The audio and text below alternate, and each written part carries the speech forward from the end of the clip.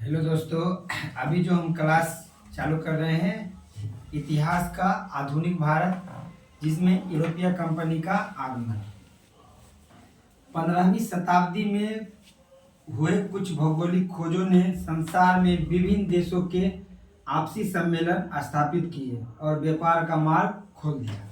भारत आने वाले यूरोपीय कंपनी का क्रम सबसे पहले कौन आया? पुर्तगाल, उसके बाद डच के बाद अंग्रेज के बाद डेनिश के बाद फ्रांसीसी और लास्ट में आई 1773। सबसे पहले आया पुर्तगाल। कब आया? 1498।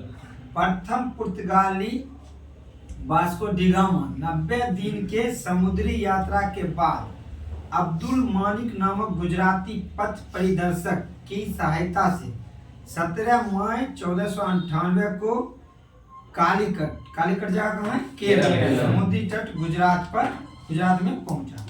कालीकट के शासक कृष्ण जमोरिन ने उनका स्वागत किया। वास्को डी गामा भारत में काली मिर्च के व्यापार से 60 गुना अधिक मुनाफा कमाया, ठीक, जिससे अन्य पुर्तगीज व्यापारी को प्रोत्साहन मिला और भारत आने लगा। यहाँ से काली मिर्च ले जाता था खरीद कर और 60 गुना लाभ कमाता। इसका प्रमुख उद्देश्य, पुर्तगाली का प्रमुख उद्देश्य था अरब के व्यापारियों को भारत में प्रभाव समाप्त करना। सिर्फ पुर्तगाल ही भारत में व्यापार करे और अरब वाला जो पहले व्यापारी था उसको धीरे धीरे समाप्त कर दिया और ईसाइयों का प्रचार प्रसार हो। ईसाइयों का प्रचार प्रसार हो, काहे कि पुर्तगाली लोग थे, ईसाई थे, ठीक। पुर्तगाली समुद्री सम्राट को एस्तेदो दा इंडिया नाम दिया गया। पुर्तगाली समुद्री सम्राट जो था, समुद्री से ना था भारत, उसको एस्तेदो दा इंडिया नाम दिया गया। 1505 में फ्रांसिस्को दा अल्मीडा भारत में प्रथम पुर्तगाली वायसराय बन के आया। वायसराय मतलब गवर्नर जनरल बन के आया। पहली बार 1498 वास्को डी गामा पहली बार आया 1498 में, दूसरी बार 1502 में भारत आया। पुर्तगाली ने अपने पहले व्यापारिक कोठी कहाँ में खोली? कोचीन में खोली। कब खोली? 1503 में। 1502 में वास्को डी गामा आया, 1503 में कोचीन में पहली कोठी यानी फैक्ट्री खोली। दक्षिण पूर्वी तट पर पुर्तगालियों की एकमात्र बस्ती सन थोमे थी। क्या नाम था उसका? सन थोमे। आप ओवरऑल में पूछा जाएगा तो कोचीन कहाँ में है? केरल। वास्को डी गामा के बाद दूसरा पुर्तगाली कौन था? Pedro Alvares Cabral. आप लोग याद करने के लिए रखिएगा, कैदराल, ठीक।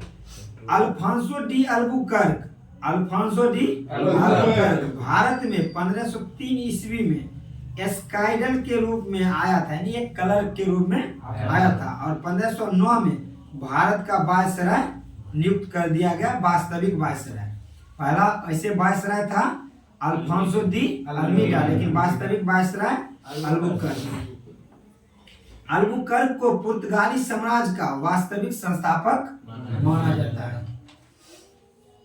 अल्बुकर्क ने 1510 में बीजापुर के यूसुफ आदिल शाह से गोवा को जीता था, जो अभी गोवा वर्तमान में भारतीय राज्य, गोवा को जीता था, जो कालांतर में पुर्तगाली राजधानी बना। बाद में उसको क्या किया? पुर्तगाली अपना राजधानी बना लिया। नीनो डी कुनो ने 1530 में कोचीन की जगह गोवा को राजधानी बनाया। जब यूसुफ आदिल शाह से गोवा जीत लिया था पुर्तगाली अल्बुकर्क ने, तब फिर नीनो डी कुनो आया, नाम का व्यक्ति आया, पुर्तगाली ही था, और 1530 में कोचीन की जगह गोवा को अपनी राजधानी बना लिया। बंगाल के शासक महमूद शाह के द्वारा सतगांव में 1530 ईस्वी को पुर्तगाली को इजाजत मिली, तब वहां जाकर फैक्ट्री खोला। चटगांव और सतगांव बंगाल में था। 1548 में पुर्तगाली गवर्नर मार्टिन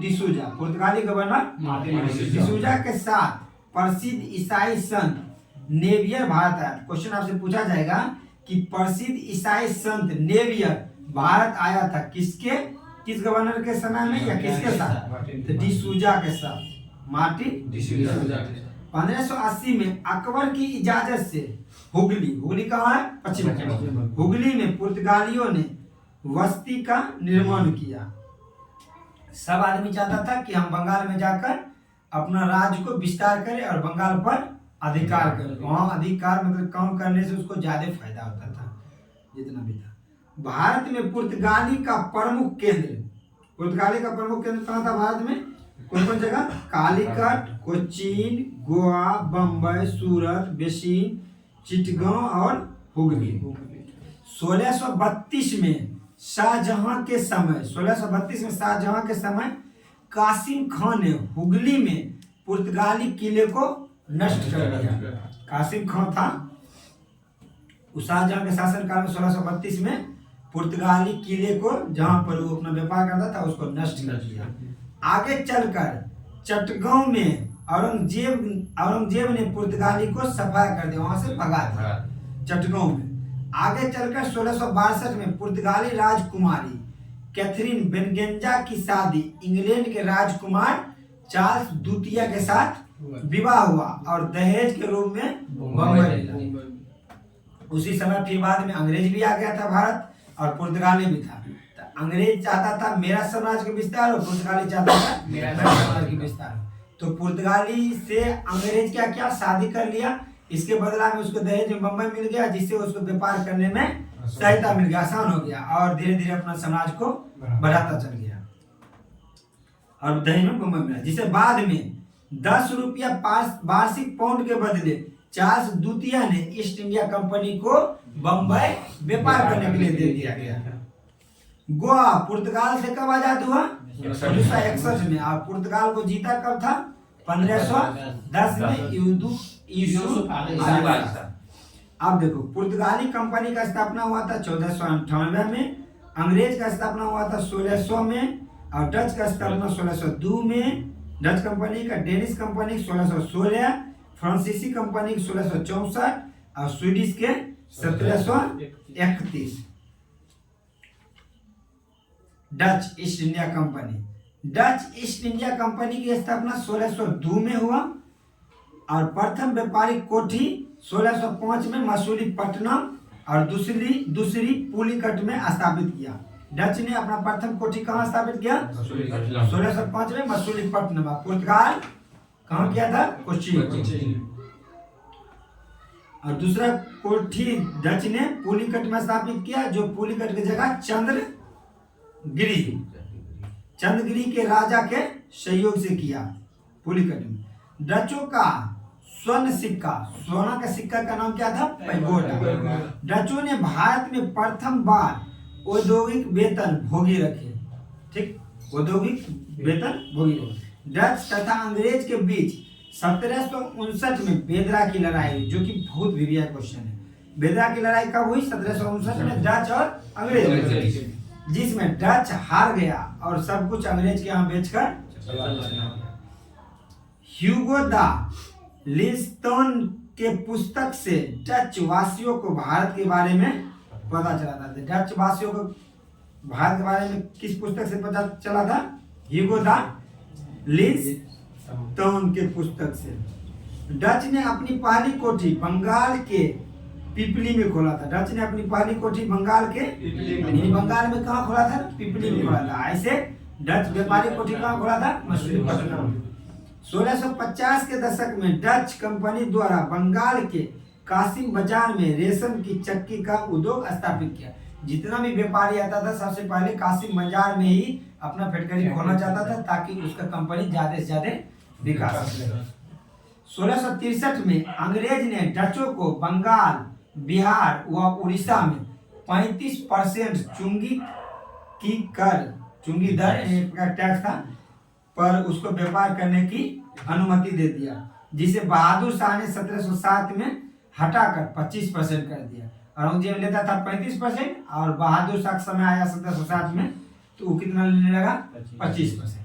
डचों ने सूरत का डच व्यापारिक निर्देशालय डच ईस्ट इंडिया का सर्वाधिक लाभ हुआ। डचों ने सूरत का डच व्यापारिक निदेशालय डच ईस्ट इंडिया कंपनी को सर्वाधिक लाभ हुआ। मसूलीपट्टनम तथा सूरत के नील का व्यापार करता था डच। मसूलीपट्टनम और सूरत से किसका व्यापार करता था? नील का। भरूच से कपड़ा का व्यापार करता था डच। और बंगाल से सूती वस्त्र, रेशम और हाफिम का व्यापार करता था। चिनसुरा का कारखाना डचों ने स्थापित किया था। चिनसुरा नामक जगह था जिसकी कारखाना किसने स्थापित किया? खूब क्वेश्चन पूछा गया। हाफिम और सोरा का व्यापार बिहार में किसने किया? डच। अंग्रेज, अब हम क्या पढ़ेंगे? अंग्रेज पहली फिटकरी खोला था 1608 में सूरत में, लेकिन बहुत बड़ा पैमाना पर कहाँ खोला था? 1613 में सूरत में, छोटा सा सूरत में, और उसके बाद बहुत बड़ा पैमाना पर 1613 में सूरत में। ईस्ट इंडिया कंपनी की स्थापना महारानी एलिजाबेथ ने 31 दिसंबर 1600 ईस्वी को किया था। 1608 में कैप्टन हॉकिंस अकबर के नाम से जेम्स प्रथम का पत्र लेकर अकबर के दरबार में पहुंचा था। तब तक अकबर की मृत्यु हो गई थी, तो वो मिला था किसे? जहांगीर के दरबार में आगरा में आया और कुछ छूट लेने में सफल रहा उनसे। और हॉकिंस जहांगीर से किस भाषा में बात किया था? फारसी भाषा में बात किया था। हॉकिंस को जहांगीर ने खान की उपाधि और 400 का मानसद का उपाधि दिया था। 1611 में मसूलीपट्टनम में अंग्रेज ने फैक्ट्री यानी कोठी स्थापित किया था। सबसे छोटे पैमाने पर 1608 में सूरत में, उसके बाद मसूलीपट्टनम में, सबसे बड़ा भी सूरत में 1613 में। 1611 में मिल्टन हॉल के नेतृत्व में सूरत में 3 जहाज और 1612 में कैप्टन बेस्ट के नेतृत्व में 2 जहाज व्यापार के लिए भारत अंग्रेज की तरफ से आया, जिसे पुर्तगालियों ने पराजित कर दिया। 1615 से 1619 के बीच सर टॉमस रो जहांगीर के दरबार में जेम्स प्रथम का दूत बनकर भारत आया और 1619 में आगरा, अहमदाबाद में अंग्रेज ने अपनी फैक्ट्री स्थापित की और सूरत व्यापारी का केंद्र बना। 1632 में गोलकुंडा के सुल्तान अंग्रेज को एक सुनहरा फरमान दिया, जिसके अनुसार अंग्रेज सुल्तान को 500 पैगोडा वार्षिक कर देकर गोलकुंडा राज्य में बंदरगाह पर स्वतंत्रता पूर्वक व्यापार कर सकता था, जिसमें नहीं मुगल साम्राज्य कोई उसको छेड़छाड़ नहीं करेगा, तब नहीं करेगा। 1651 में अंग्रेज ने हुगली में व्यापारिक कोठी स्थापित की। 1651 में अंग्रेज ने हुगली में व्यापारिक कोठी स्थापित की। इसने बाद में कासिम बाजार तथा बिहार में व्यापारिक कोठी स्थापित किया। अंग्रेज बंगाल से मुख्यतः किसकी व्यापार करता था? रेशम, सूती वस्त्र और चीनी का व्यापार करता था। 1680 में औरंगजेब ने 2% चुंगी एक प्रकार क्या था? कर तथा 1.5% जजिया कर, जो मुसलमान से लिया जाता था, के जजिया कर के साथ अंग्रेज को व्यापार की अनुमति मिल गई कि 2% चुंगी कर आप दीजिए और 1.5% जजिया कर दीजिए और आप स्वतंत्रता पूर्वक व्यापार कीजिए। 1668 में बम्बई कंपनी को मिला। इसके बाद पश्चिम व्यापार और व्यापारिक केंद्र बन गया। बम्बई में जगह मिला और पश्चिम की जगह पर उसका व्यापारिक कोठी खुल गया। 1690 में जॉर्ज चारनोक ने कलकत्ता की स्थापना, क्वेश्चन पूछा था, कलकत्ता शहर की स्थापना किसने की? सुल्तानाती में व्यापारिक कोठी खोली। चार्ल्स आयरकुट को फोर्ट विलियम कॉलेज का पहला गवर्नर बनाया गया। चार्ल्स आयरकुट को फोर्ट विलियम का पहला गवर्नर बनाया गया। फोर्ट विलियम कहाँ है? कलकत्ता। 1760 में आयरकुट के नेतृत्व में वॉडीवास का युद्ध में अंग्रेज और फ्रांसीसी को हराया। अंग्रेज और फ्रांसीसी के बीच वॉडीवास का युद्ध हुआ। कब हुआ? 1760 में हुआ, जिसमें अंग्रेज जीत गया और लगभग फ्रांसीसी भी हार गया, और उसी में इसका मेन हार था और लगभग चीज इसके यहाँ बेच दिया। 1717 में जॉन सुरमैन के नेतृत्व में एक प्रतिनिधि मंडल मुगल शासक फर्रुख शेर के दरबार आया। इसमें एडवर्ड स्टीफेंस तथा हैमिल्टन नामक सर्जन शामिल थे। हैमिल्टन द्वारा फर्रुखसियर का इलाज किया गया। फर्रुखसियर ने 1717 में एक फरमान जारी कर उन समस्त सुविधाओं को स्वीकार कर लिया और इसके तहत कंपनी को बंगाल के अधीन कलकत्ता के आसपास 38 गांवों को खरीदने की अनुमति दे दी गई। शाही मुद्रणालय का प्रयोग करने का अधिकार मिल गया। तो अपना उसके बाद अंग्रेज अपना मुद्रा धीरे धीरे भारत में चलाने लगा। सूरत में 10,000 रुपया वार्षिक पर आयात निर्यात की अनुमति मिल गई। सूरत में मुगल साम्राज्य शासक को 10,000 वार्षिक पाउंड देता था और व्यापार स्वतंत्रता पूर्वक करता था। धीरे धीरे अंग्रेज भारतीय लोगों को लालच देते गया और अपना साम्राज्य को विस्तार करते गया। आर्म्स नामक अंग्रेज चिकित्सक ने इस फरमान को कंपनी का मेघना काटा बनाया, जो 38 गांव फर्रुखसियर इलाज किया और धीरे धीरे उसको मिल गया। 1687 में अंग्रेज ने पश्चिमी तट का मुख्यालय सूरत से हटाकर बम्बई बना दिया। सूरत से हटाकर कहाँ बना दिया? बम्बई। गिरवाल्ड अंगियार सूरत का प्रेसिडेंट एवं बम्बई का गवर्नर बना। पूछा जाता है कि बम्बई शहर की स्थापना किसने किया? तो गिरवाल्ड अंगियार ने किया। बंगाल का शासक शाहशुजा ने सर्वप्रथम 1651 में अंग्रेज को व्यापारिक छूट दी।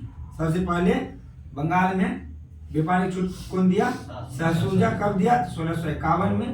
इस अनुमति को निशान कहते हैं। क्या कहते हैं? निशान। ब्रिटिश ईस्ट इंडिया कंपनी का प्रथम गवर्नर टॉमस स्माइथ। भारत में ईस्ट इंडिया कंपनी का प्रथम गवर्नर जनरल वारेन हेस्टिंग्स। अब फ्रांस। भारत में फ्रांसीसी के प्रथम कोठी फ्रैंको कैरो के द्वारा सूरत में 1668 में स्थापित की गई थी। कब स्थापित की? 1668 में। 1674 में फ्रांसीसी मार्टिन ने पांडिचेरी की स्थापना की। 1674 में फ्रांसीसी मार्टिन ने पांडिचेरी की स्थापना की। प्रथम कर्नाटक युद्ध जो हुआ था फ्रांस और अंग्रेज के बीच हुआ था। 1646 से 48 तक चला तथा ऑस्ट्रिया का उत्तराधिकार युद्ध से प्रभावित था, जो एला सापला की संधि के तहत समाप्त हुआ। पूछा जाता है प्रथम कर्नाटक युद्ध किस संधि के तहत समाप्त हुआ? एला सापला 1746 से 48। दूसरा कर्नाटक युद्ध 1749 से 54 में हुआ। इसमें फ्रांसीसी गवर्नर डुप्ले की हार हुई, उसे वापस बुला लिया गया फ्रांस। इसके स्थान पर गोडेयू को भारत का अगला फ्रांसीसी गवर्नर जनरल बनाकर भेज दिया गया। इस युद्ध को पांडिचेरी की संधि के तहत जनवरी 1755 में समाप्त किया गया। पहला कर्नाटक युद्ध एला सापला की संधि के तहत, दूसरा पांडिचेरी की संधि। तीसरा कर्नाटक युद्ध 1756 से 63 के बीच हुआ, जो 1756 में शुरू हुआ और ये 7 वर्षीय जो 7 वर्षीय युद्ध था इंग्लैंड के बीच और अंग्रेज के बीच चल रहा था, वो भी 56 से 63 चला था।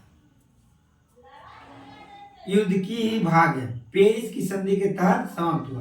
तो प्रथम कर्नाटक युद्ध एला सापला, दूसरा पांडिचेरी, तीसरा पेरिस की संधि के तहत समाप्त हुआ। 1760 में अंग्रेज सेना ने सर आयरकुट के नेतृत्व में बोडीवास का युद्ध लड़ा।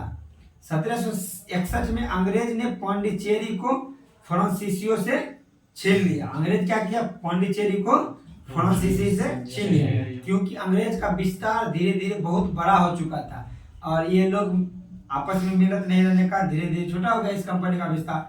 और अब क्या करेगा? धीरे धीरे सब कंपनी अपना सब कुछ अंग्रेज के यहाँ बेचकर चला जाएगा और इसी तरह अंग्रेज का धीरे धीरे बहुत बड़ा साम्राज्य हो जाएगा भारत।